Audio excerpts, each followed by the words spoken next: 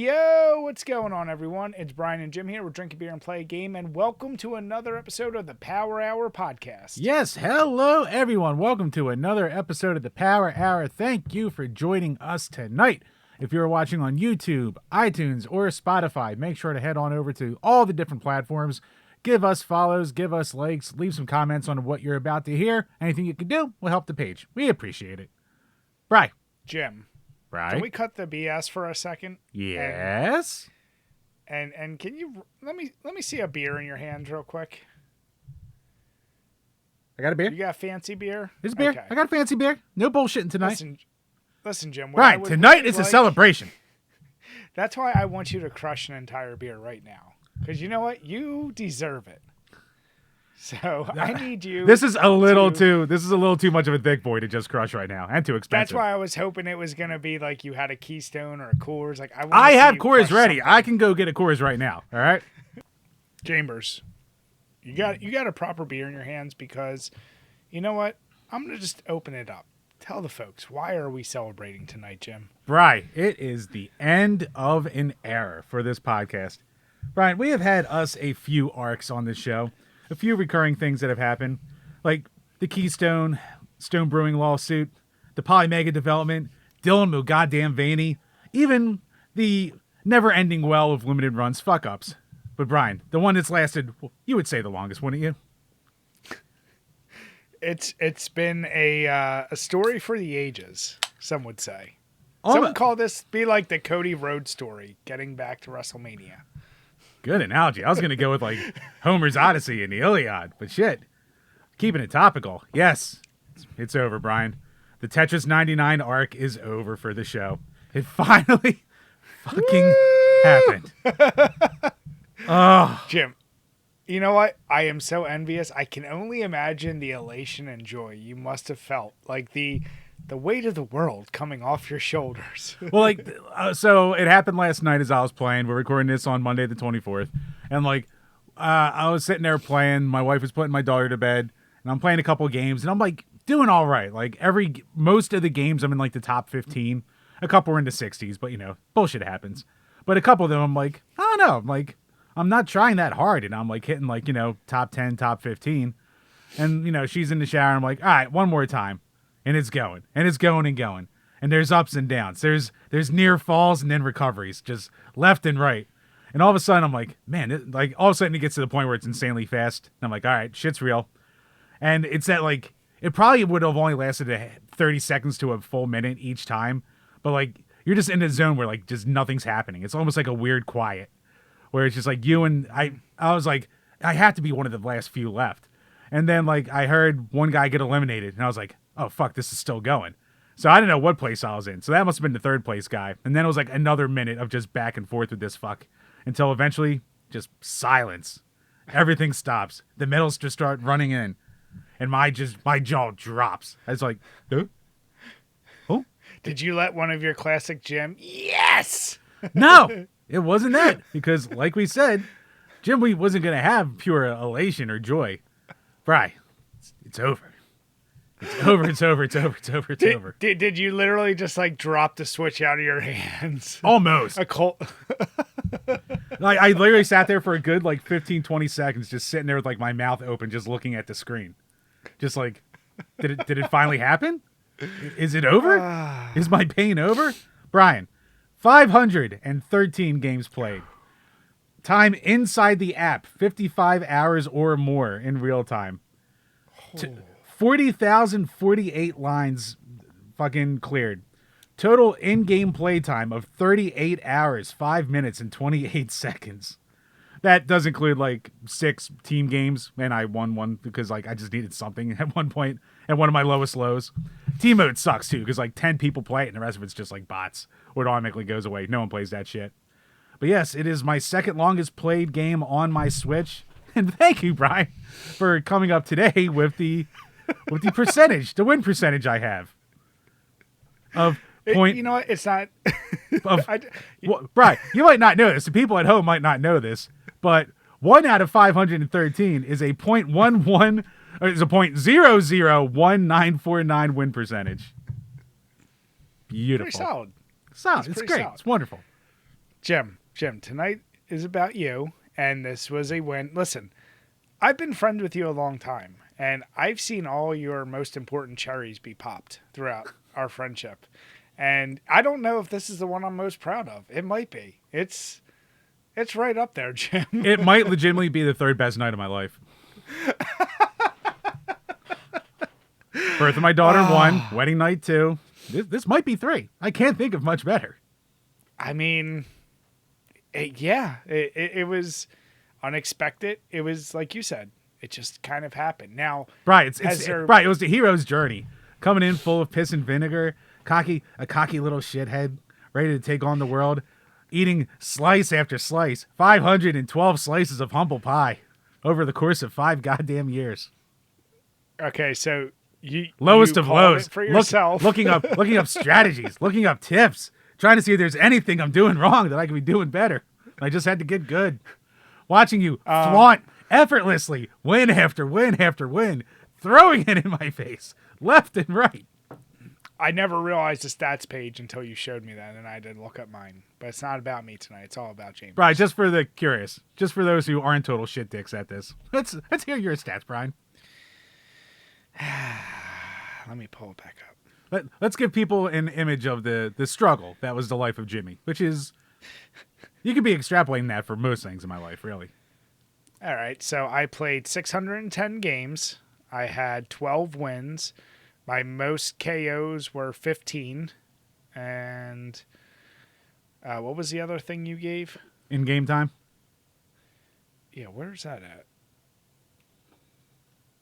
Where can I see that stat? It should be like the overall, like at the very top. I don't have my Switch in front of me.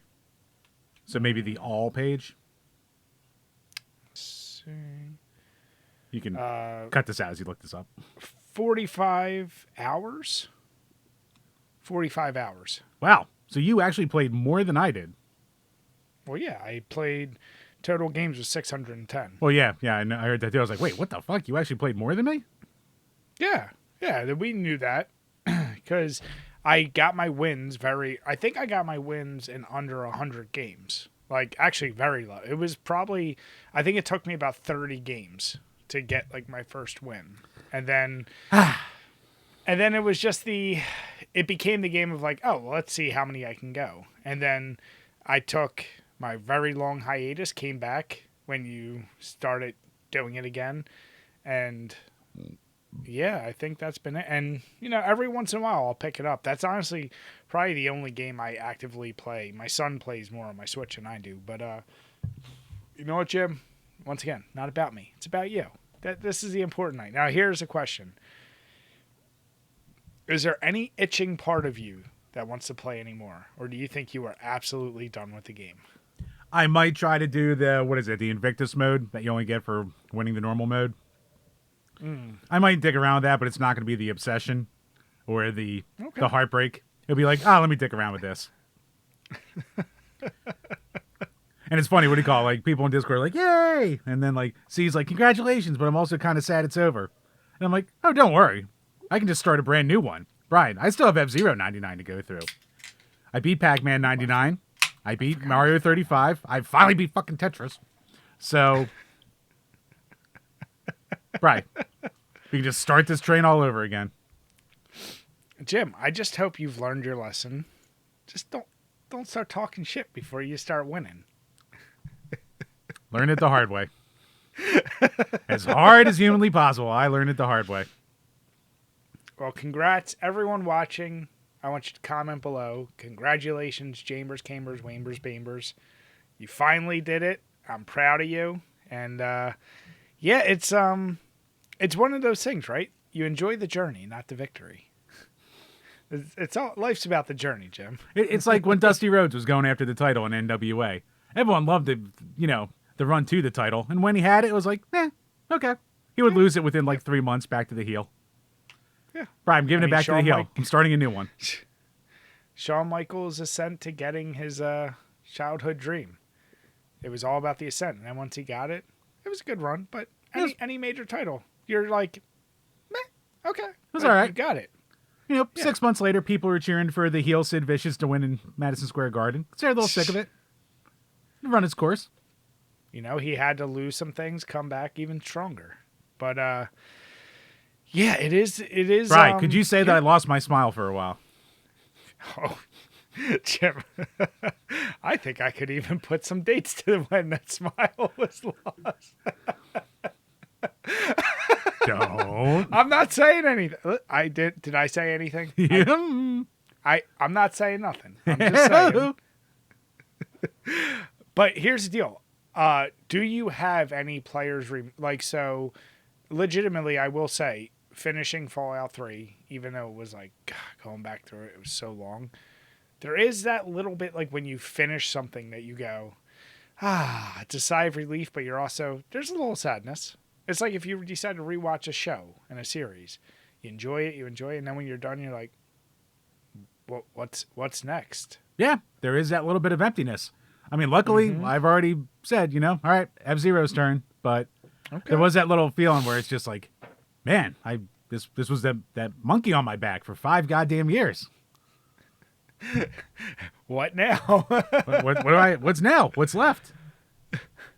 So is F-Zero... I mean, I could be a husband and father, but where's the fulfillment, Brian?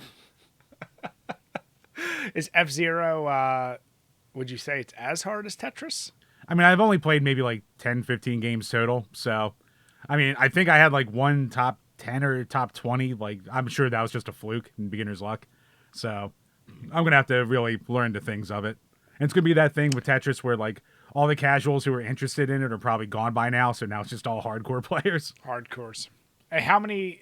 it's not 99 people, is it? Oh, it is. Okay, because yeah, you said Super Mario was 35, right? Yeah. But Pac-Man was 99? Yes. Okay. Listen. Cheers to Chambers. Make sure you raise a beer. He deserves it. It's been a long, long road. Long, painful, storied journey. There's a slight part of me that like almost wants to edit together like all the clips of us talking about it just to show the entire run of it. But it's like, man, that'd be a lot of fucking episodes to comb through. I would love to find the first episode you started talking about it. It was whenever it came out in 2019. I think like midway through it, something like that. I might have to. Yeah, I'm really curious if you did mention it, how you mentioned it, because we know you talked a lot of shit offline, especially in tweets. I'm not trying to dig past all your old tweets. They're all deleted anyway, so it doesn't matter. So yeah, I would really, man, I would love to hear when you started playing it and how quickly you started talking shit about it, and then the transition to because you talk shit about it, I had to come in and be like, fuck you. Yep. And then the despair. The long trek of despair. Nice. Sadness, loneliness. Name countless guests going, wait, you haven't won that yet? So many guests. Jim. Well, you listen to Aaliyah, you dust yourself off, and you try it again. Oh, I sure did. More times. So here's a question, Chambers. I was going to say, what have you been playing? But I assume it's safe to say that's been kind of your main thing? Or have you been able to play anything else? It was that and more Fallout. So I'm finally going through you're still going through? Yeah, I'm going through the actual story now. Like, I just looked up a guide of like, actually I don't really need it because it just goes one to the other.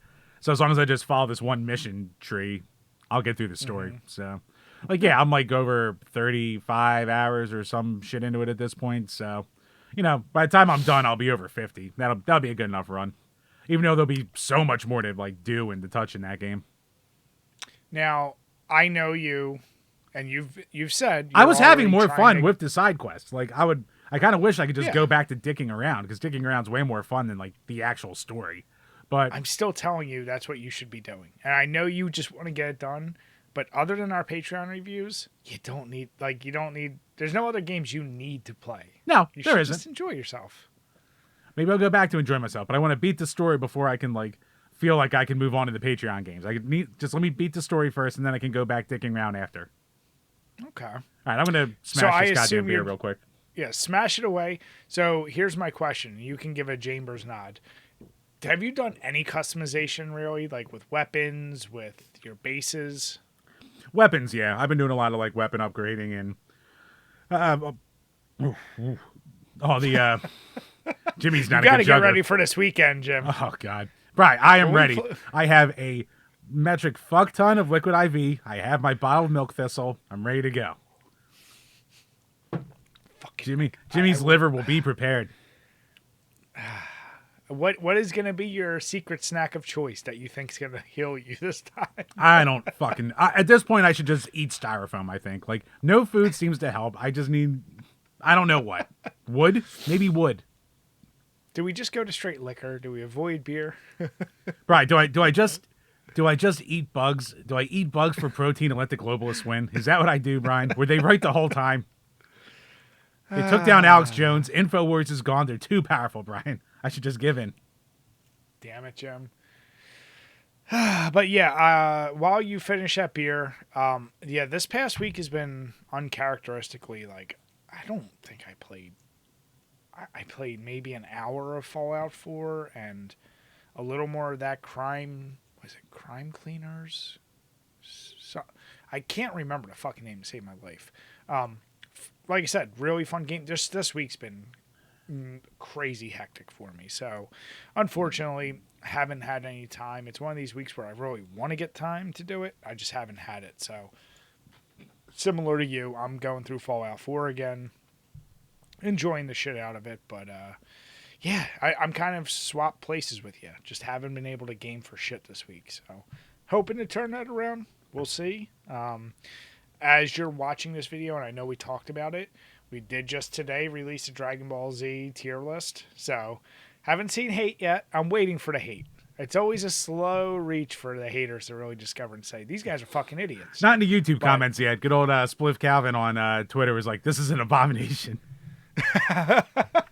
He like DM'd me and he's like, what the fuck was that list? What was Brian doing?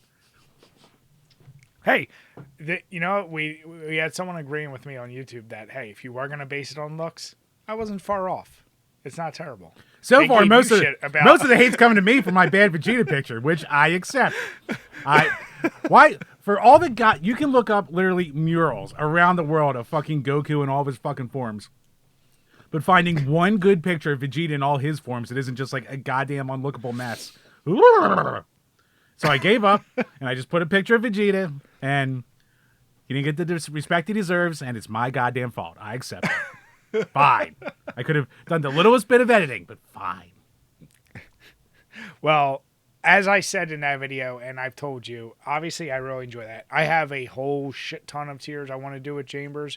Both is just an excuse for me and him to drink together and kind of critique shit like we always have done. The old days of the show. Exactly. And it gets back to just the fun, bullshitty, like you don't have to super dive into things. Some of them are readdressing games we've already hit in the past, but there are some ones that Jim has no experience with, and I just want to get his take on. So you'll see more of those coming. You'll also see our Patreon review of Twilight and Wonderland. So yeah, we're keeping busy with that. Yep. For those of you who like Discord, link is below. The Discord was like, oh, you need to do more anime shows with Brian. I was like, I mean, I know a couple animes that I could do. Eventually, it would just be both of us going, I don't know. I'm not sitting through a 4,000 person list of fucking One Piece. No, I refuse.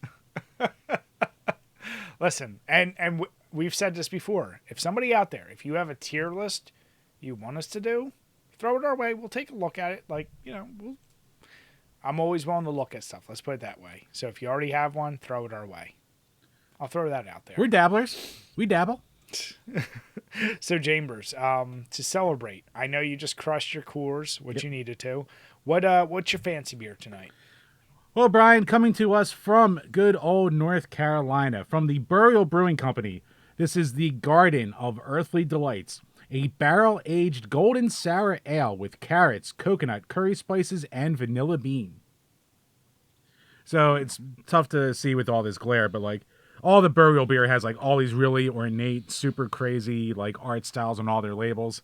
It's actually, I guess it's been so hot, and like the dichotomy of how hot it is outside and being in a fridge, like the label's getting a little warped already. But yeah, I mean, Burial, I've had it a couple times in the show before, and honestly, being called the Garden of Earthly Delights is like the most tame, normal name that I've ever seen on one of their beers. Like all their, I mentioned it before, but like all their beers are called like an existential crisis of a lapsed mind or some shit like that. And they just do it because they think it sounds cool. There's no reason for it. So, but yeah, the beers from there are always good. And when I visit my buddy down there, like I always come home with a good amount of their stuff because it's probably my favorite brewery of stuff I've tried down there. So if you're ever in North Carolina, hit it up. It's outside of the Raleigh-Durham area. Nice. Yeah, I am. I got a variety pack from Wiseacre Brewing from Memphis, Tennessee. Never heard of them before.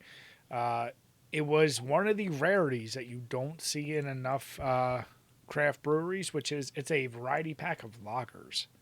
Huh. So it's pilsners, rice lager. What was the other ones? I forget the other ones. I'm sure I'll grab them during the episode. But I never see that. So any chance I see, especially a variety pack of lagers for craft, I'm going to grab. This one is their Tiny Bomb American Pilsner, 4.5%. It is that. Unfortunately, my camera's showing it a little too orange. It is like very translucent yellow, almost like has a peach tone to it. Like I said, the camera's not doing it justice. Incredible. All the lagers I've had from this variety pack, as you would expect, just so goddamn drinkable. Like, this is what I'm talking about. Like, if a craft brewer decides to put their effort into making legit lagers, it's so delicious. It blows all macros out of the water. So, yeah, I can't recommend trying it. I haven't had one of them from these guys that I didn't really enjoy. So, yeah. I mean, it's not the strongest alcohol-wise, but still delicious, very drinkable, and very good for this shit-ass hot balls dick weather. Yeah, and almost on the opposite spectrum. So mine, the camera once again not doing it justice, but from here it almost looks like orange juice. Like there's no lacing. There's like it's pretty hazy. It's almost like a hazy, IPA basically. It's delicious. Do not get me wrong, and it is a flavor bomb in your mouth that goes off. But this is a sipper. And like I can crush sours, even like some of the more like stringent ones. This one, I take a sip, and every time I go, whoo! Like it is just, it's a heavy boy. Like it's only 6% alcohol, but like the mouthfeel is just insane on this one. So Chambers, I know we need to talk to Dan, but speaking of beer, what is going to be our beer of choice this weekend? Ooh, yes. As we were recording, by the time this comes out, we'll be a few hours away from going to too many games, and we're going to be spending damn near the whole weekend there. So if you see us, come say hi. But, Bright, that is the real question. Do we go with old reliable Coors that we've done every other time? Do we dip into hams? We have become hams fans. We do like the hams. Lucky Streak was good, too. I mean, hams is better. Hams is way better, and I feel like... How strong If I'm spending on a Lucky Streak, I'll just spend on a Keystone instead, or a hams. Like, I would not go... Like, Lucky Streak's... Yeah. Like, because Lucky Streak kind of has an ass taste to it, too. And I know we're talking about cheap beers. Like, Lucky Streak wasn't that good. Let's be honest here. And hams was a 30-pack, so there's a little more in there. I think hams might be the way to go. Introduce Dan to some hams. Unless we treat ourselves, we get a case of hams and a case of Jenny. We're there for 2 nights at least. So, Bri, do we have the cutoff at like 1930 for when these breweries started? Yes. And we need to just indoctrinate Dan with all the terrible hams commercials. Oh, those were fantastic commercials. Still hold up today, I'd say. Yeah, it was something I was thinking about though. I'm like, yeah, we got to figure out what the drink of choice is going to be. So it'll be it's our first 2-nighter, right? Yeah. We've never done 2. Yeah, we have not done 2 nights. Even when we did MagFest, we only did the 1 night. So we'll have to try our best. We did 2 nights for MagFest, I think. Did we? Because I mean that was like a 3-hour drive. We made the most of it. I think we did. Yeah, that's right. So yeah, like Jim said, if you happen to be going, stop by, say hi to us, and we're the guys drinking beers. Hopefully Jim isn't asleep somewhere. We'll see. No promises. But Chambers, the real question is, I know it's been lacking, but did we get some Patreon questions this week? Yes, patreon.com/DrinkABeerandPlayAGame, where for as little as $2 a month, you can ask questions that we will answer on each and every single one of these Power Hour podcasts. So, first up from Todd Howard Sucks. Maybe it's because I don't see modern movies that much anymore, but it seems like they don't make comedy movies anymore, like how they used to pump them out in the 90s to 2010s. What is your favorite comedy movie? One you can just quote over and over again. Also, if there are no more questions this week, it's grill season. What's your favorite thing to grill? So, I mean, we only have 2 people this week, so yes, we will answer both questions. Yeah. All right, Brian, you first with the comedies. So, well, let me say I do agree. I think that there's always been comedy movies, but I would argue that the mid to late 2000s, there was just too many comedies. Like, it was just that dominated the market. Kind of like superhero movies kind of dominated the market for the past decade. I think there was just too many. There was a little bit of burnout. And I feel like there is a lot more sensitivity to make a good comedy. You got to go really hard. And I think a lot of people were scared to write really hard for a while. So I think that's why you're not seeing it. Man, as far as favorite comedy, though, it's so fucking tough. I mean, I can name a handful because I can't pick just one. But off the top of my head, it would have to be like Tropic Thunder, Racist. Kingpin. Damn it. Kingpin and Snatch. Those would probably be 3. I mean, I could throw in Anchorman because we saw it. How many times did we see that shit in the movie theater? I haven't watched it since. I don't even know how many years it's been, but back in the day, I mean, the number of times we saw that fucking thing. No, we watched it like once a week during the college years, basically. I didn't even see Anchorman in theaters. I saw Anchorman 2 in theaters, but I didn't see Anchorman 1 in theaters. Yeah, so those would probably be... Fuck, man, there's so many good comedies. But I'll stick with those for right now, at least off the top of my head. Yeah, I mean, like, there's a shitload of good ones. I mean, like, Team America, Half Baked, Hot Tub Time Machine. Here's a slightly hot take. I like Hangover 2 more than Hangover 1. I think it's more quotable. Hangover 2 over Hangover. Really? It's the exact same movie. I fully admit it's the exact same movie, but I like the lines in it better. Really? Yeah. Huh. I think I'm just a mark for Mr. Chow. More Mr. Chow's always a good thing. I think you are. I'll trade Mike Tyson for Mr. Chow. Like, Mike Tyson's oh, God, Mike Tyson, this is so wacky. Where Mr. Chow's just, like, actually funny. Yeah. But, see, I think there's also that problem of comedies are probably... They're up there as far as... They're like N64 games sometimes the way they age, right? Like, the very few that are just truly great will always be loved forever, but the majority of them, if you didn't grow up in the time and understand the humor and they're going to age terribly. And you're going to be like, I don't get it. And to your point, like the Mike Tyson thing, it was funny as shit because at that moment in time, he wasn't in goddamn... It had been a while since he was really in the spotlight, so it was a thing. And then... It was like his first big comeback. Yeah. Exactly. So now you're like, okay, it's nothing. You know what's weird? Like, to your point, like when I was visiting my friends in North Carolina, I guess somehow I had never seen There's Something About Mary all the way through. And I'm watching. Really? Yeah. Somehow I just like always passed me by. I'd seen bits and pieces, but. And we watched it. And I'm watching. I'm like, this is like a funny movie. But part of me was just like, I remember this being like the movie in its time when it came out. Like, for its time, it was considered like the funniest movie of all time. And I'm watching. I was like, yeah, this is pretty good. It seems like, it was one of those things where people like took the ball and ran with it with what it started, basically. I mean, I can remember I was in 8th grade or 7th grade when it came out. I remember my math teacher talking about it. He's like, there's this ridiculous movie. Like, it was, and it really is. I mean, that's a perfect movie. Every time I see it, I pick up on new shit. I'm like, wow, this is so much better. That's like why when I said Kingpin, I think Farley Brothers made collectively probably some of my favorite. You got Dumb and Dumber, Kingpin, Something About Mary, Me, Myself, and Irene, which is so fucking good. That movie rules.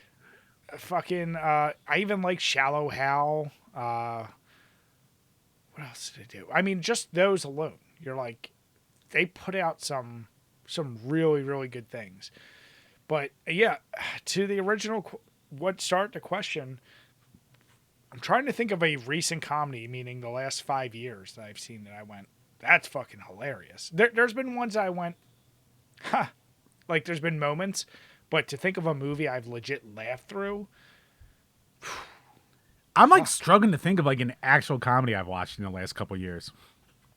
the problem is, here's the deal. All the comedies have been Kevin Hart, which I love Kevin Hart's stand-up. His movies Ooh. are just fine. They're fine junk food movies. They Yeah. would have been the things back in the 2000s. You go out with your friends and you just go to a movie theater and you're just going to watch it. They're not memorable, but they're fine. Mm-hmm. Right, you didn't like that. What was it? Like Sandra Bullock and Josh Duhamel. Let me stop you right there. Whatever. I can't tell you a Sandra Bullock movie I've seen. Speed. There you go. Speed. Right, you never saw The Proposal with her and Ryan Reynolds? I sure didn't, Jim. Fucking, I've sat through that movie too many goddamn times. You know who's a very underappreciated comedic actor is any role that John Cena's in. Yeah, he's solid. Like, I saw Blockers. I was like, yeah, this is decent. It's fine. I didn't see that, but like I feel like every movie I do see him in, He's the best part of Trainwreck. Oh, yeah. Yes, he is the best part of that movie, without doubt. Fuck, man, I'm really trying to think. What is there like an obvious? Oh, you know what? Actually, I will say another. I annoy the shit out of my wife. And I got this back in the day. I watched with my dad, my brother, and my friend. Friday and next Friday, and even Friday after next. I watch that series so fucking often, and I still like. You talk about quotable movies. Like, I quote that shit so much that I can still watch them today, and I don't know.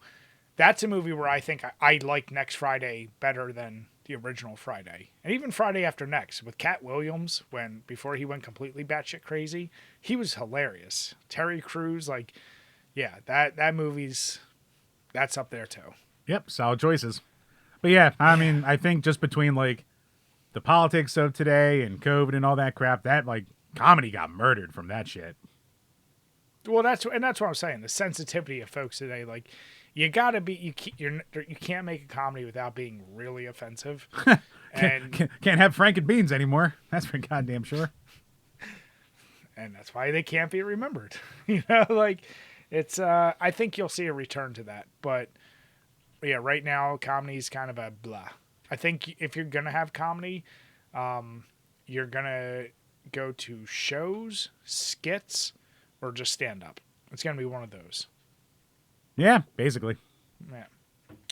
And to answer your other question, my favorite thing to grill, I mean, Jim knows I grill goddamn everything. Currently in my Brian, can I answer for you? Go on. Cock. Damn it, Jim. So yes? No.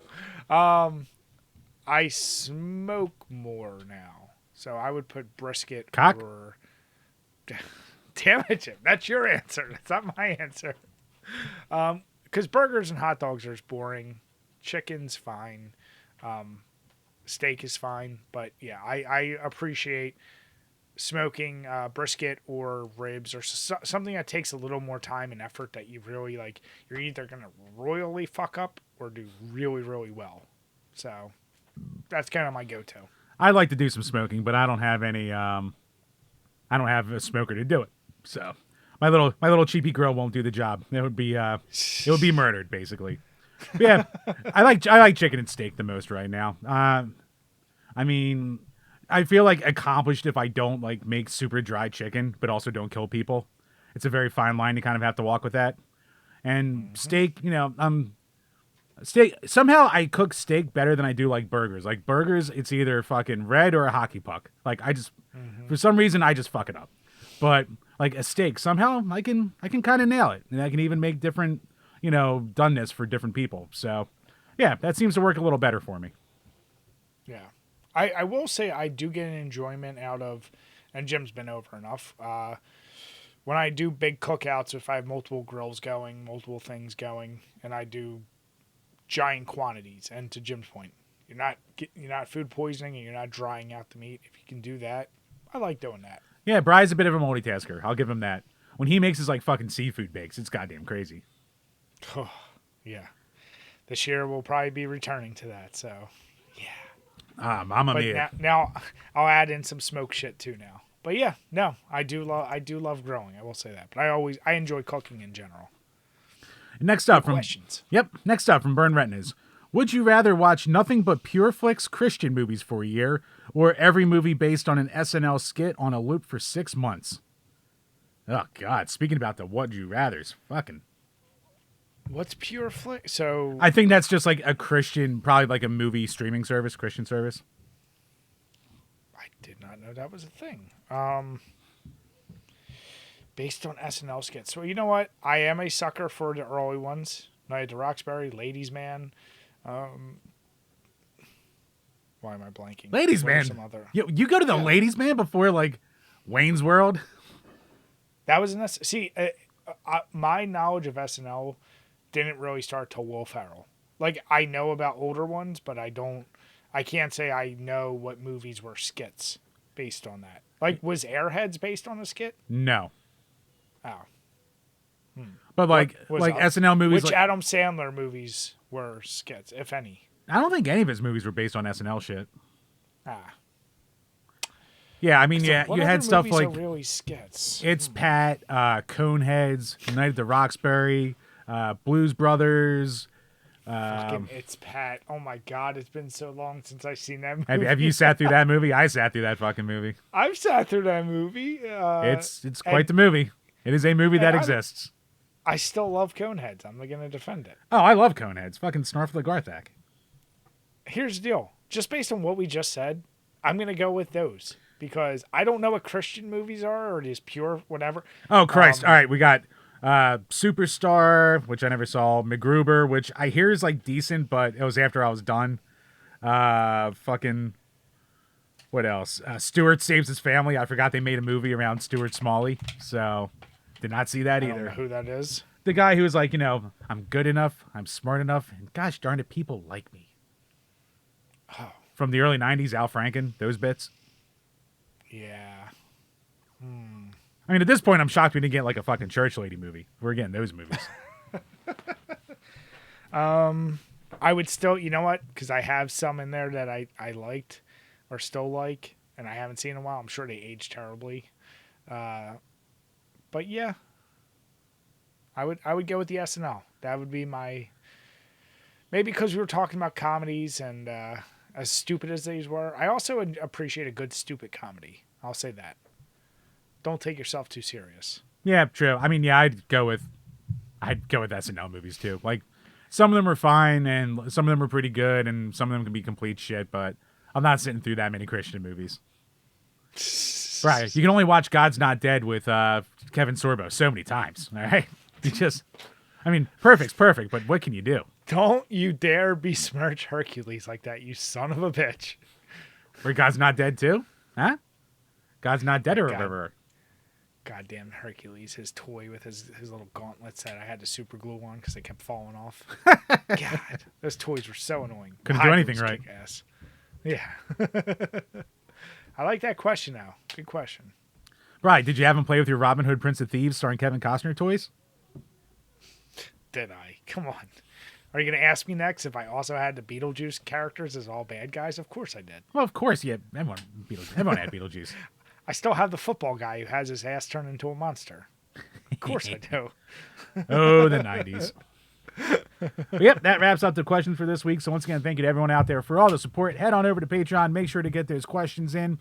And check out all the tiers for bonus content, video game reviews, movie reviews, and yeah. What do you call it? Now that we finally got done the Dragon Ball tier list, you can finally watch the movie. You can watch Super Broly. That's next up for the movie list. Yes, you can. Me and Nick are very excited. Well, I don't know if you'll be excited with my score, but we'll see. We'll see. Maybe you'll see, Brian. You'll see. Maybe it'll put me down a rabbit hole I don't want to go down. I don't know. Maybe. Brian, you only have like 7,000 episodes. Well, it's actually not that much. Let's see, like Dragon Ball Z was like 290. Original Dragon Ball was like in the 190s or 180s. Super, I don't fucking know. GT, you can just kind of skip. That was only like 80 episodes anyway. So, Brian, like Well, 700 episodes of quality content to watch. Well, I will be watching that, and I do thank you guys so much for supporting us. Make sure to get those questions in. We always appreciate it. With that, I want to say thank you guys. Cheers, everybody. All right, Chambers. So, I had a fun little bout of food poisoning last week. And as much as it sucks, it's not as bad as a stomach bug, which lasts like 24 hours. It still kicked my ass into just forcing me to be really lazy last Friday. And I was finally able to, I powered through some shows. I had a couple episodes left of Fallout, finished that. I finished the show Tires. I started and finished that with Shane Gillis. It's the same guys who made Gilly and Kiever. All the skits that Shane made with that one dude. Yeah. Actually really funny. I would highly suggest based on a automotive shop in Philly. Nice 20-minute episodes, but finished Fallout, and I know you finished it, and we've touched on it. I know you liked it, but I wanted to dive a little deeper, and I'll warn in case we throw out any spoilers. If you haven't seen it, just skip to the next section of the video. But are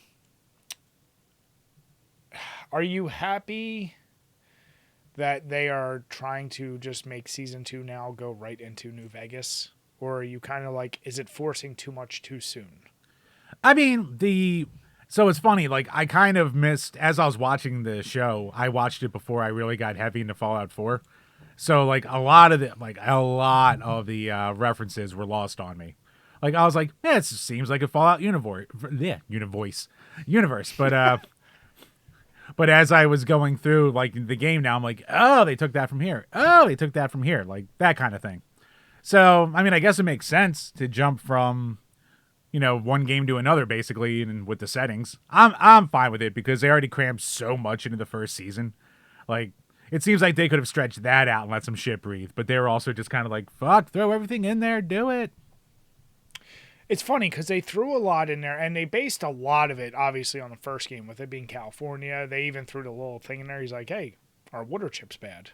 Yeah. The whole point of they throw it in there, and it makes sense. California to Vegas, it'd be a much harder sell to go DC and Boston. Yeah. Yeah.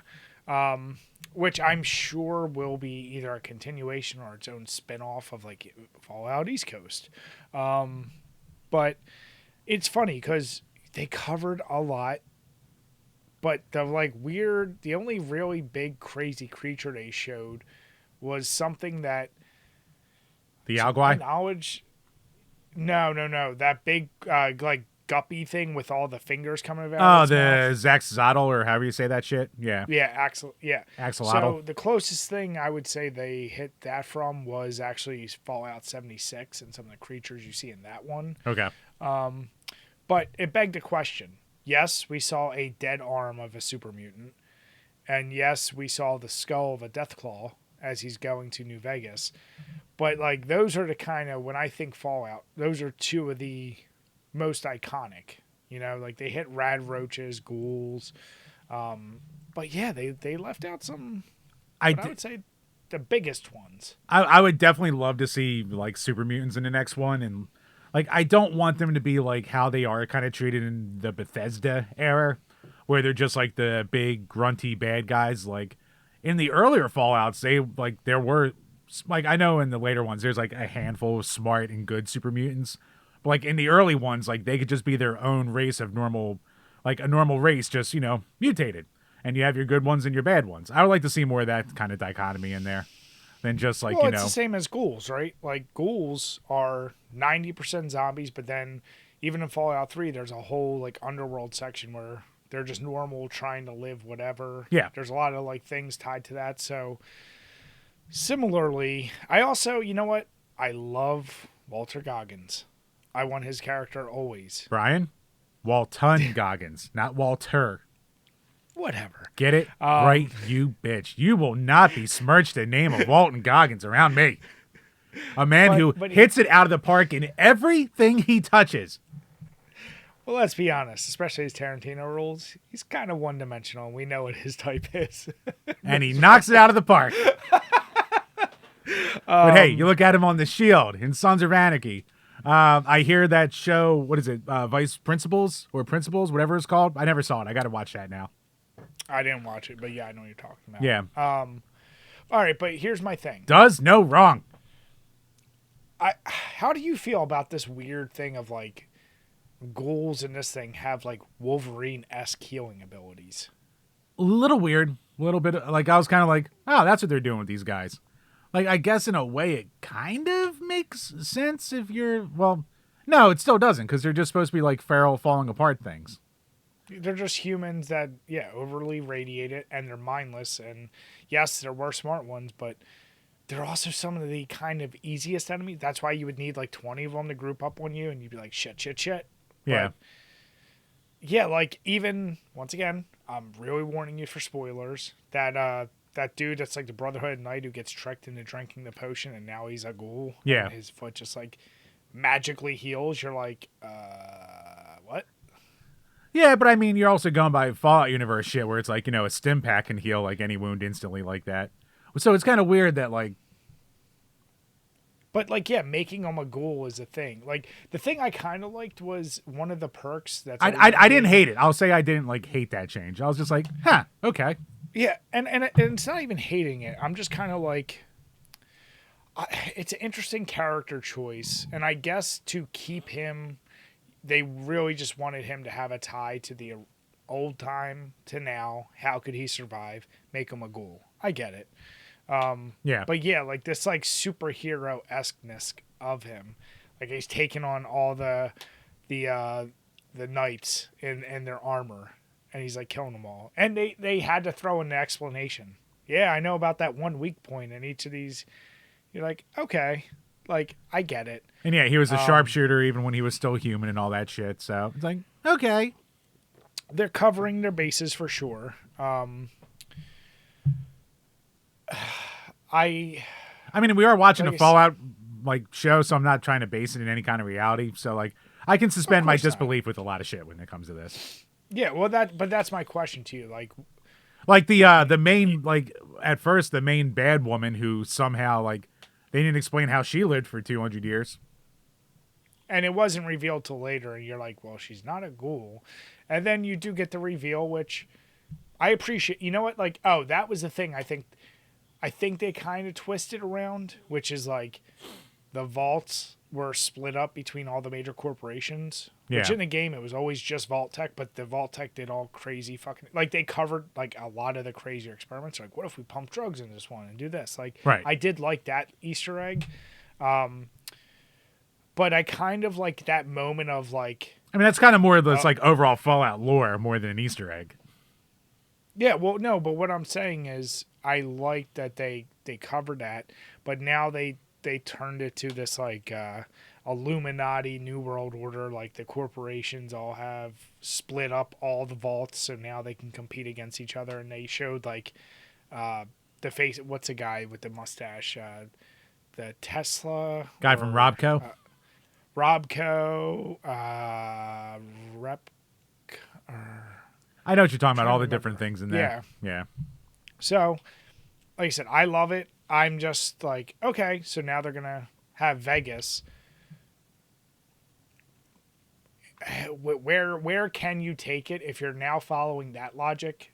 I mean, you got to kind of have to leave it West Coast, and then, like I said, or all of a sudden now they got to go East Coast, and you're gonna try and dive there too. Yeah, and I mean they still they have options, like you said, super mutants. They still have the New California Republic they can throw in there, the Enclave. They haven't done anything with them yet, so I mean there's a lot of different shit they can build on in there. I think one easy thing they missed the opportunity is like when the guys were in the power armor, throw me some VATS. Like some kind of targeting system. Just throw some VATS our way. That's all. I am kind of shocked at the lack of any kind of VATSy stuff. I wonder if people would have no mention of it. I wonder if anyone would have like complained that would have been almost like too like like the first person section in the Doom movie. Yeah. When everyone's like, all right, we get it, but like this is pretty goofy.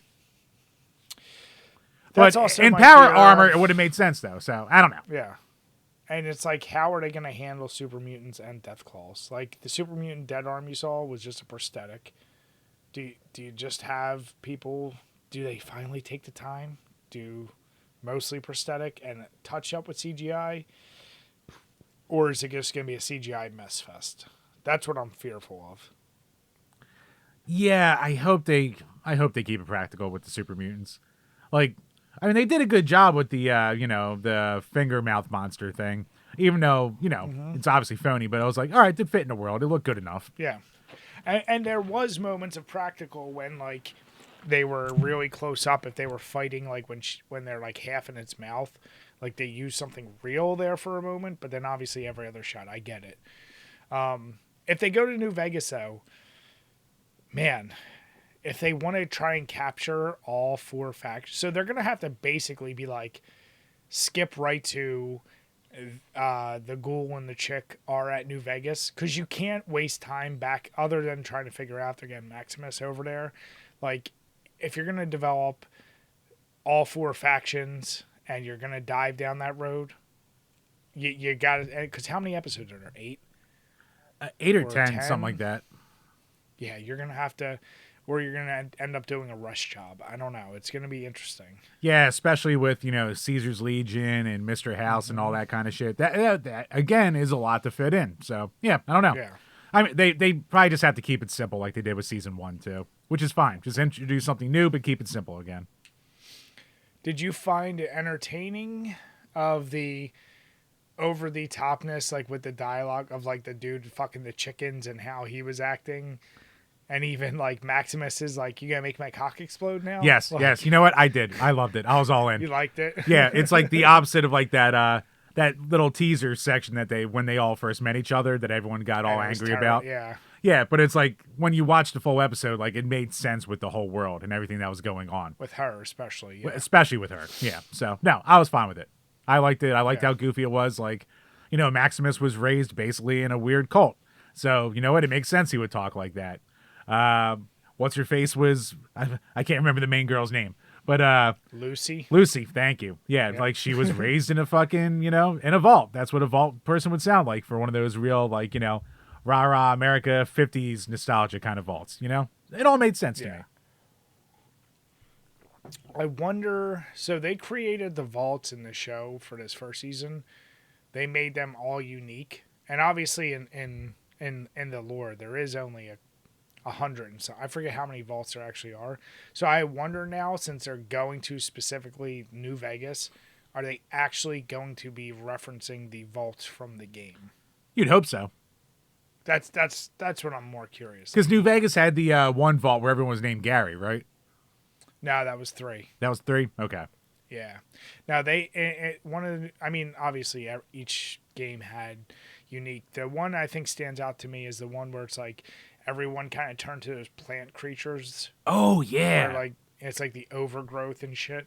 And that's the other one. I remember going to that vault in New Vegas, and on the way they ran into a bunch of centaurs. I wonder if those will be in the game. Yeah. I mean, and here's the deal. You talk about an opportunity. Since they didn't do any death claws, are you gonna do that fucking quarry that's filled with death claws? Or have them make a wrong turn and like they were really good at throwing in those little Easter eggs. So, maybe have the first episode of them like on their way to New Vegas, but then like they make a wrong turn and all of a sudden they're like just like running away from cadozers and they're fucking up the ghoul and all that stuff. Yeah. Yeah. Those fucking geckos that would run at you. Yep. With that goofy run. Yeah. So I'm excited. I love it. It was a good blend of fan service and doing its own thing. I know a lot of people complained that it was nothing but fan service, but I thought it's still good. It did a pretty good job of setting itself apart. Anyone that really complained about that for video game adaptation shit. Because if they didn't, then everyone would just bitch that it doesn't honor the game. So what do you fucking want? Yeah. So I think right now the way to go with video game adaptations is shows. Say what you want about Last of Us. It was a great show. Like, it was really well done. It did have plenty of flaws. Still, it was able to pull in people who don't care about the game at all and just think, wow, this is a good show. Fallout, same deal. My wife, she knows nothing about Fallout. She watched that. She's like, oh, okay. Like, I can get into it. I'm like, oh, boy, look at this reference. She's like, I don't know what the fuck you're talking about. But yeah, I'm excited too. So You're just I throwing wanted bottle to get caps your at her head. take. Look, it's money. Look, it's money. Yeah, collect them all. So yeah, no, I'm excited for season 2, whenever that comes. Yeah. Chambers. So we've been talking about Resident Evil remakes. We know early next year, I think we're getting Resident Evil 9. I just presume it's a continuation of the story from 8 and 7. I don't know if it's just going to be a trilogy or not, but I know that is coming out. But there was also talk that they were going to focus their efforts. The next remake was actually going to be the 1 remake. However, in something I saw, and this comes to us from IGN, and it was from a tweet from Aesthetic Gamer, that a Resident Evil remake for Zero and Code Veronica are actually in development. So I know those are the two we've talked about the most that said fans have such a big boner for the Code Veronica, but yeah, Zero and Code Veronica getting a remake. What are your thoughts? I mean, they need it the most, by far. We've said it before, they need it the most. So, yeah. Zero, just streamline it. Like, it was a cool idea with having Rebecca and Billy switching back and forth, but the item management was a fucking nightmare. Code Veronica had its cool ideas. It was, the original move to more action, really. But you go back to it now, it kind of plays like shit. Steve's voice is annoying as hell, and it's got its goofy moments. And obviously the lack of violence and crap like that. I'm interested to see what they do with it, especially with the kind of trans allegory with the twins in 3 and all the shit or in Code Veronica and all the shit that was going on there back then. See how they try and tiptoe around that now. That's going to be something to see, whatever they do with that. I don't think they're in a win-win situation at all as far as that goes, unless they really make like perfect writing. But yeah, it'll be very interesting. I'll say, like, Zero is a much simpler story. It's kind of just Resident Evil 1, but slightly different. So I think that would be kind of hard to fuck up. You just, put the new coat of paint on there and tighten up the gameplay. Code Veronica, I think, is the one that's going to be the real, like, because that's got hardcore defenders, like the people who grew up with it. There's a lot of people who still think it's the best one, and I 100% disagree with that. So fucking insane. Wait till we do a tier list of all the Resident Evil games. Oh, we're going to piss you off. Didn't we, like, record one, like, 4 years ago that we, like, either lost the footage of or never did anything with? Did we? I want to say we did. I vaguely remember something like that, but we could always redo it. It's time for a refresher. But no, here's the deal. I agree. Those two need it the worst. And Zero, yeah, if you clean up the inventory management, that game would have been so much better. It'll be curious to see how they fix that one up. Code Veronica is one where I feel like that game could use so many improvements. And when we went through our, like, replaying it all and reviewing, that was the one I remember playing and, like, yeah, I can't put my finger on why I dislike it so much, but the way it plays and everything you pointed out, I'm like, it doesn't do shit for me. So I'm curious, like, I've been having nothing but positive reactions to all these remakes. So can they do something enough where it actually turns me around and I go, you know what? This one's actually pretty good. You know what? If they make that tyrant fight on the aircraft, on the airplane, the cargo plane, not a fucking nightmare, then that'll already be a goddamn win for that remake. That is, to this day, my least favorite boss fight in any Resident Evil game. You talk about problematic, though. When are they ever going to attempt to tackle Resident Evil 5 remake? Bring it on. If ever. Bring it on. If ever. Yeah, it's like, at what point God, at this now, point, like, fucking Shiva's going to be wearing a burqa. No sexiness for anyone. Here's the deal. I just look at that game and I go, yeah, at what point, like, this remake train that we're on, do you need to slow it down? You know what game I fucking want a remake for, and a proper one? Gaiden. Yeah. get rid of that fucking overpriced dog shit game that I played, and I'm so happy I didn't ever splurge 200 or more on fucking Game Boy. Bri, you don't really I care mean, about horror? Fuck you. Buy it. never. I'm so happy I played that, and I went, oh my god, if I had spent the money on this, oh my god. That you can remake. I still argue, you and I talked about this. Give me an Outbreak remake with modern servers Yes. that you can play with people. Like that game was so underrated. It was so fun, but And you know what it was? It was so ahead of its time, but oh my god, did it play like ass. Those low times were a hate crime.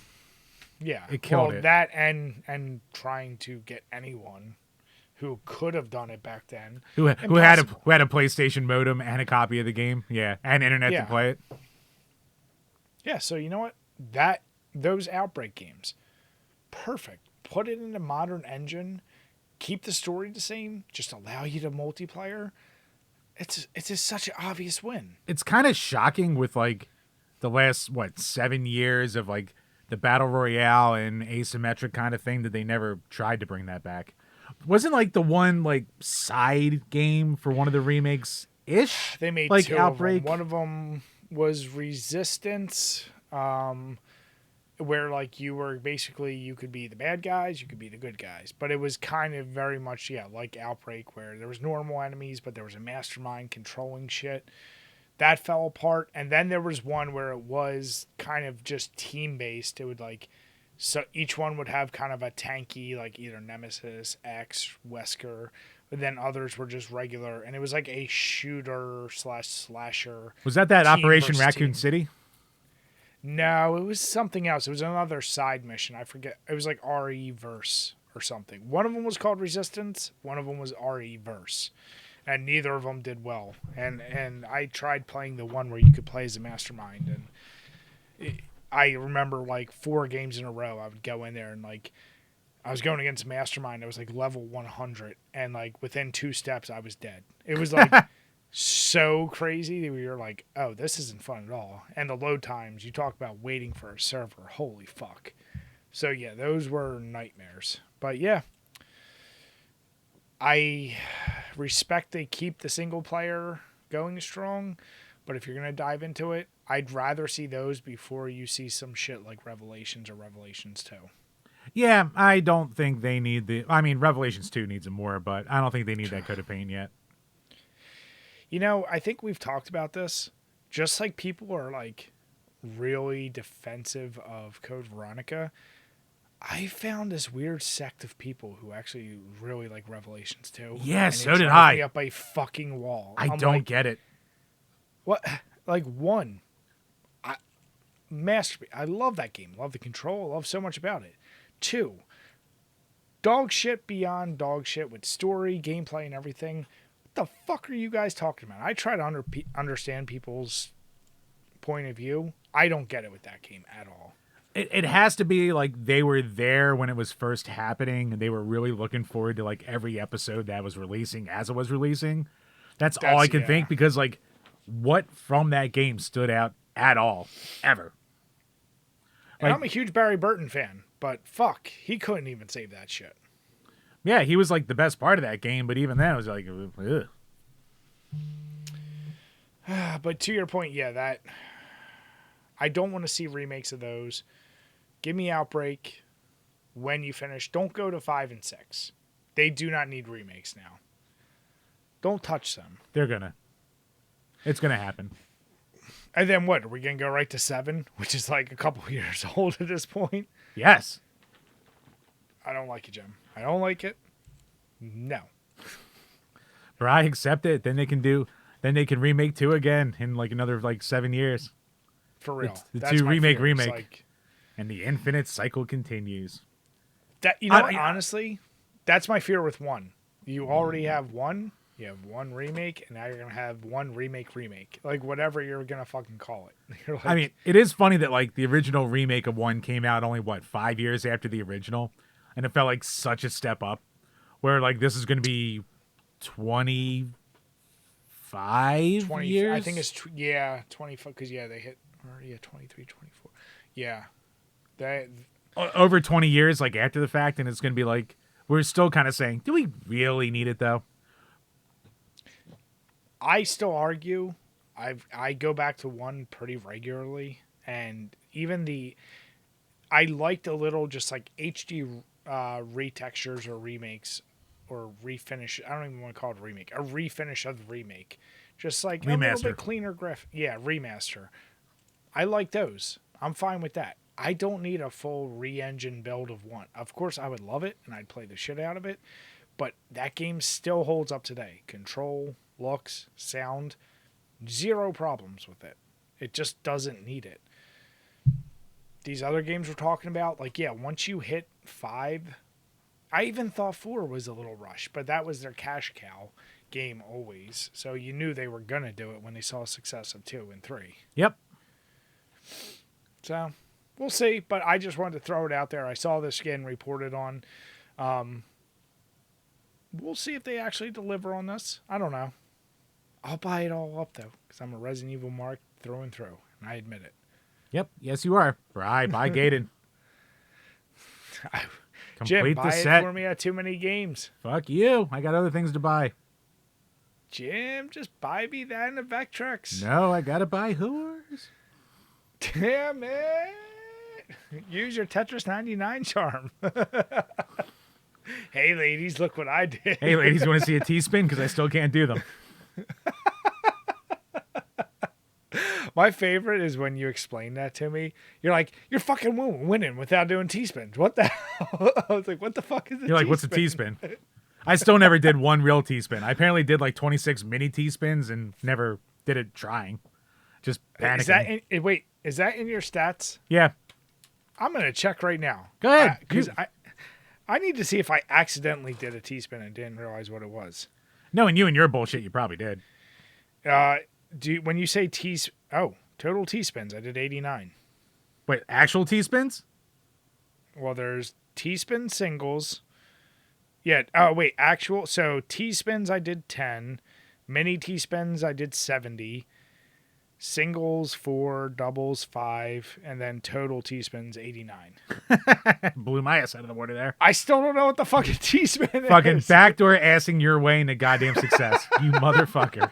Story of my goddamn life. Fucking Kramer over here. Raging. Raging. I don't even know what this is. Jim, it's timing. Fucking button mashing sack of shit. Jim, Eddie Gordo's the champ. Just gonna Minecraft myself. Well, I can't now. I fucking beat the game finally, so I don't even have that. Now I gotta look up what T-spins are. You're like, oh, that you could do that. Yeah, it just fits. Why doesn't it disappear? I thought that was a problem for everyone, Jim. Touches the toilet water. What's the problem? So, Jamers, let's talk about an article from one of our good buddies. Yep. This comes to us from... Don't you fucking dare. It is a curse. Go on. Balls of an 80-year-old dick of a baby. Can't goddamn help it. But yes. Ooh, this weekend's going to be fun. It's going to be quite the time. But yeah, what do you call it? This comes to us from GameFixShow.com, written by our good buddy Mike Lind, a.k.a. Burn Retinas, a.k.a. Colonel Fancy Reviews. So the report is that Sony is losing interest in mainline development of PlayStation VR2 software. So basically that sources are anonymous, but there was an article or something according to AndroidCentral.com where Nicholas Sertic indicated that only 2 games are currently in the works for the PSVR 2, amidst company layoffs that have affected every division across Sony's game development umbrella. Basically, London Studios recently got shut down, who was headlining much of the development of PSVR 2 software. And yeah, so like we've said, anytime the PSVR 2 comes up, it's hard to find concrete numbers, but with all these stories of them, like, you know, not producing any more units, being disappointed, sales not reaching what the VR 1 did in any time soon. Yeah, I mean, it's kind of looking like a disaster, like we kind of said it would be from the start. Yeah. Every time we talk about this, I think the one thing that goes through my mind is I actually want VR to take off. I do think playing a game like that would be like if more things go that way. You talk about immersion in games, that is total immersion. And I think it would be really cool. It just needs to get to a price point that's acceptable by everyone. Like you said, putting out 500 on top of a $500 system, who the fuck can afford that? Especially for a library where there's basically 200 games, and how many of those are amazing? Most of those are just It is shocking regular there's 200. games. It's shocking there's 200 games for the VR too, for how little it's sold and anything like that. Like that's more than a lot of systems people look back on fondly. But here's my question: of those 200 games, how many of them are just regular whatever, just in VR versus truly made for VR? There's a big difference there, in my opinion. Oh yeah, and how many of them are just re-releases of shit from the first time around, like Beat Saber's back and Super Hot's back and fucking shit. I forget some of the names of these games. There was that what do you call it? That like horror funhouse spin-off of the one game. I can't fucking remember right now. It was like a rail shooter. Oh, it was hold on. It was don't say a word. It was fucking Until Dawn. Oh, that's it. Yeah, Until Dawn. And then like and the Walking Dead Saints and Sinners big zombie one. Yeah, that was huge. Tetris Effect Connected, that was another huge one. But re-released again. Like here's the problem with the VR. Like what VR games does anyone talk about except for like maybe those 5, and those all came out like 5 years ago at the very least. There's no games anyone cares about. Like yeah, there's like Half-Life Alyx, but like even that didn't set the world on fire. That was like a new Half-Life game. And like it was originally on the Vive only, but it eventually got ported to everything, I think, at this point, VR wise. But no one talks about it. No one seems to care. People who played it say it's good, but why, especially where I grew up and where I went to school, there was one asshole, and he was the asshole.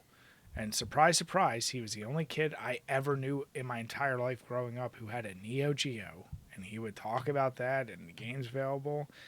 And we're just talking about our normal ass Super NESs and Genesis. And he's talking about Neo Geo's better. Blah, blah, blah. But nobody could fucking afford that shit. And we're like, no, it's actually pretty corny. Shut the fuck up. Like, it's the same as like these games could actually be great, but nobody's going to put out that kind of money to play them. So nobody cares about however much you want to jerk off a VR game.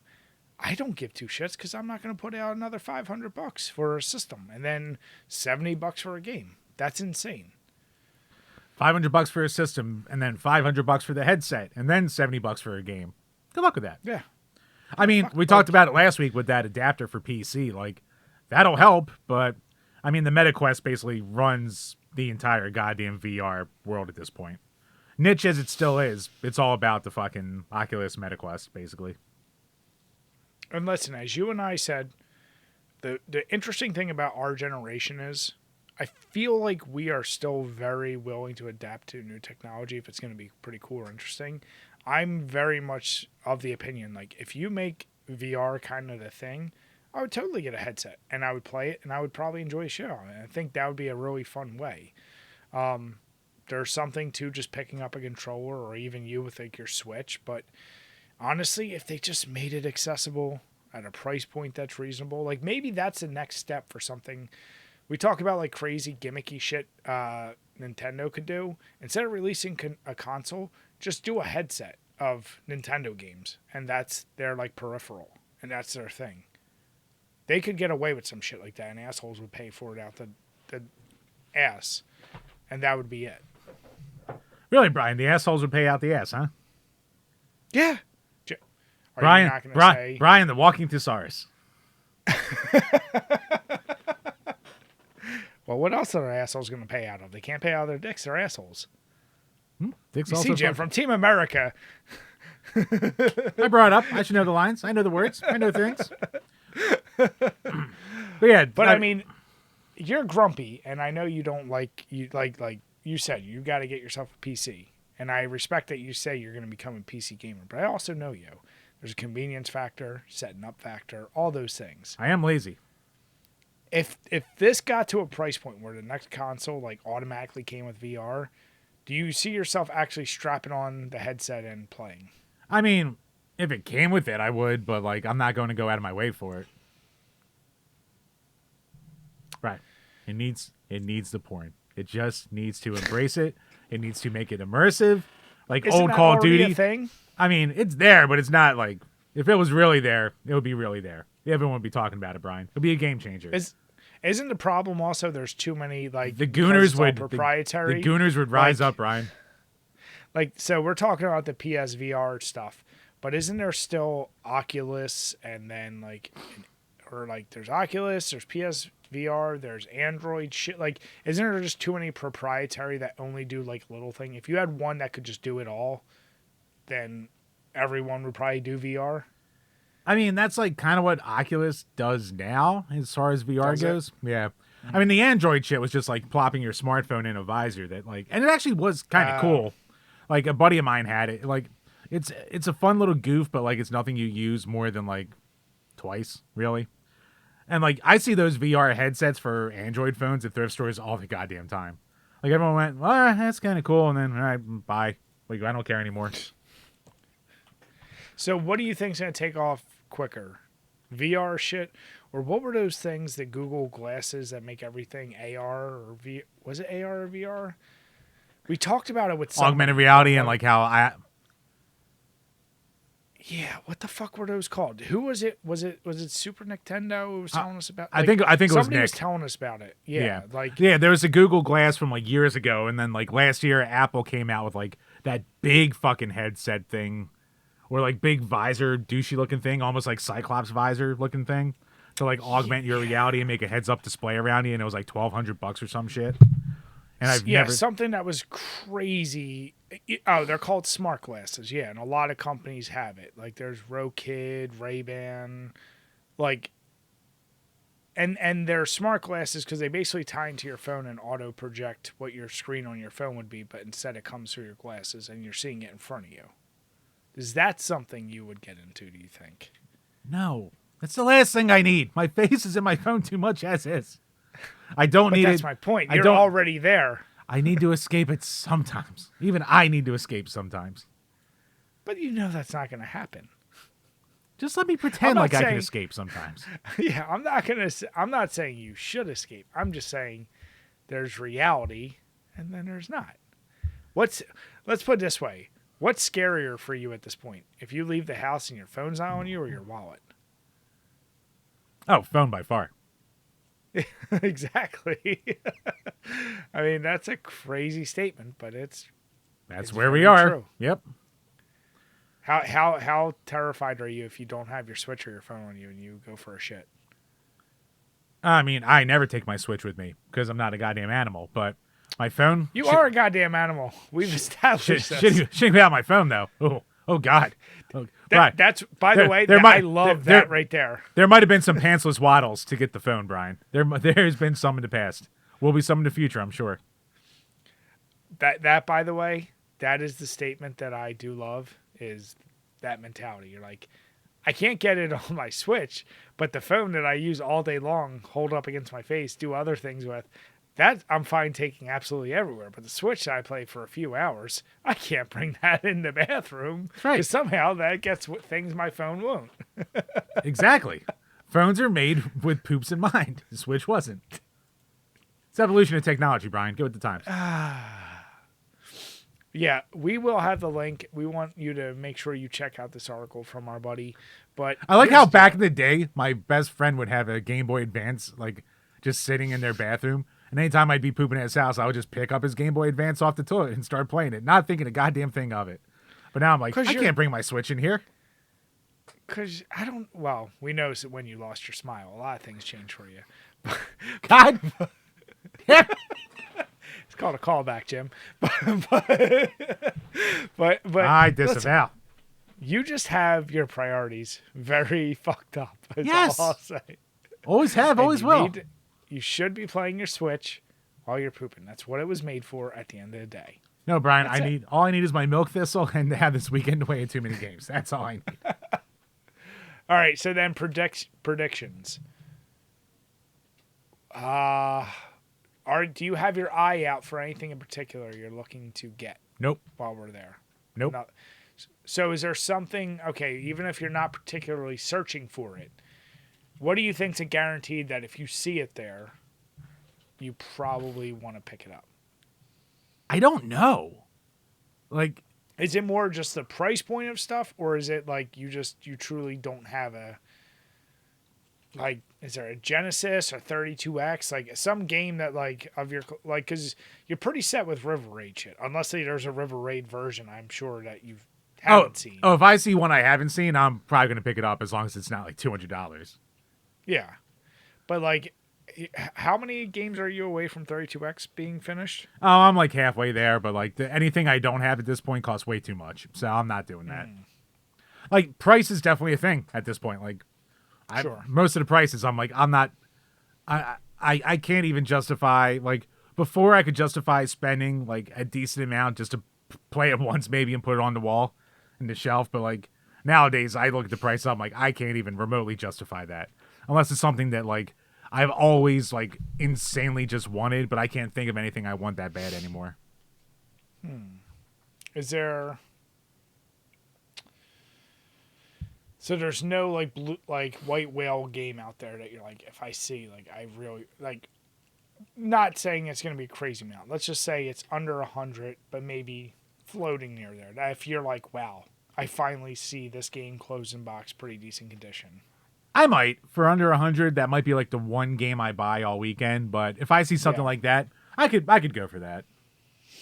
I don't know what that would be though. Like, I'd have to be there and see it to be like, to have it click in my head basically. But yeah, that could be a thing. That'd be your go-to. I mean, you know me, it's going to be a horror thing. If I could get a big box Resident Evil, and that dude who's, I think it was like 1,200, I'm never going to obviously do. Well, I mean, that was like a sealed one. There's like the one that was like 90 that you didn't do either for the big box. Yeah, but that was because didn't we open it up and like the box was kind of fucked up or it was missing the like. It didn't have the manual and the disc was beat to shit. Yeah. Yeah, like, so that's the thing. If that had been good, $90, I would have got it without a doubt. Yeah, that's where I'm at. I mean, actually, I think every year we've gone, I bought some kind of art. Now, granted, a lot of times been from our buddy Square Painter and his wife. Yep. But yeah, I kind of feel like game wise, it's got to be hard and it's got to be reasonable, which those two things generally don't mix, unfortunately, for me. Like, I actually usually, you know what? Actually, from Michelle's sister, I got a bunch of games last year. I got like Spawn and a few other random Xbox and PS2 are usually ones I will pick up for. Yeah, I think her sister is where I got I got a TurboGrafx game from her a couple years ago. So I might do that again. Your TurboGrafx collecting is done? I mean, for the most part, like if I find something at a reasonable deal, I'll get it because I do like to pick up a Turbo game anytime I go to a convention, but at this point, like, I have a lot of this stuff that was like reasonable and like worth buying. So that's at a weird point too. So I don't know. It's just going to be a thing of if I see it and I go, oh, that ain't bad, then maybe I'll do it. I have absolutely no like things I'm searching for. For the most part, I'm just going to hang out. So that's like the goal for this thing. Like, game collecting is such a, I have too much shit. I have my 3 bookcases, and as I was setting it up the first time, I was almost running out of room, and I was like, oh my God, am I going to like run out of room before the room's even set up? So it's like, I really don't need more. Vectrex for $200. Would you get it? Oh, fuck yeah. For 200 bones and it works? Oh, can't turn that down. I'd be a fool.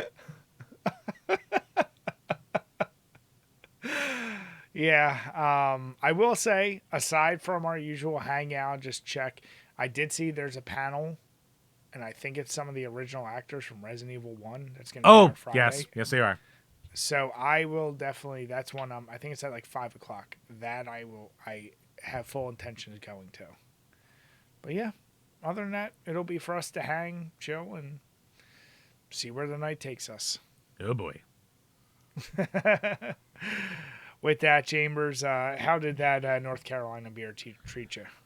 Like I said, absolutely goddamn delicious, but it is a sipper through and through. It lays heavy, it lays thick, but I mean, it's a flavor bomb. So Yeah. you're not going to treat it lightly. Like, it forces you to not treat it lightly. And then I just had 2 Coors Lights after the fact. Well, one before and one after. Yeah, I moved on from the Tiny Bomb to Memphis Sands. This one doesn't even say, it just says Fort Pillow Sand. I can't even read that. Something Cretaceous confirming unit. Cretaceous aquifer. So What? the writing is really fucked up and small. I don't even see a percentage on it. It's another Pilsner, I think. I know it's a lager for sure. I just don't know the exact style. But just as delicious as Tiny Bomb.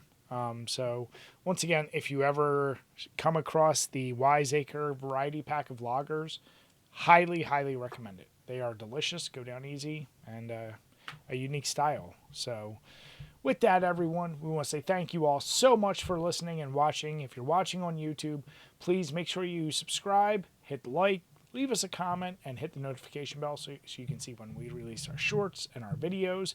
And if you are listening on iTunes or Spotify, make sure you hit the subscribe button. If you give us a 5-star rating and you give us a comment, we'll read it on each and every one of these Power Hour podcasts. With that, we want to say have a good night, everyone, and cheers. Cheers, everybody.